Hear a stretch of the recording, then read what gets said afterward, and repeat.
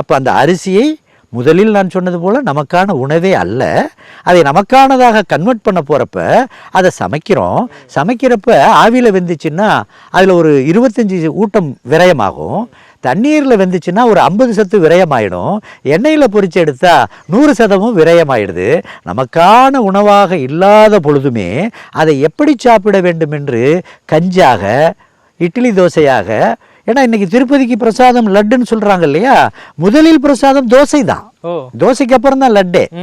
தோசை அந்த அப்பம்னு சொல்லுவாங்க, தோசையா தான் வச்சு அதுக்கு அப்புறம் தான் நீங்க பெருமாள் கோயிலுக்கெல்லாம் போனீங்கன்னா அந்த அப்பத்தை தான், தோசையை தான் பிச்சு கொடுப்பாங்க, அதுதான் முதல் பிரசாதம், இப்போதான் லட்டு.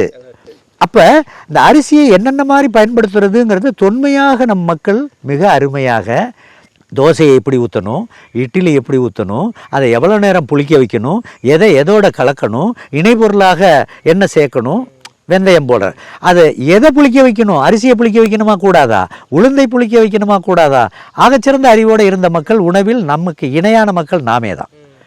நம்ம புறையோடி போகிறோம். சொன்னது போல மேற்கத்திய கலாச்சாரம் நம்மளை ஆட்கொள்கிற வளர்ச்சி என்று நம்மளை நம்ப வைக்கிறது.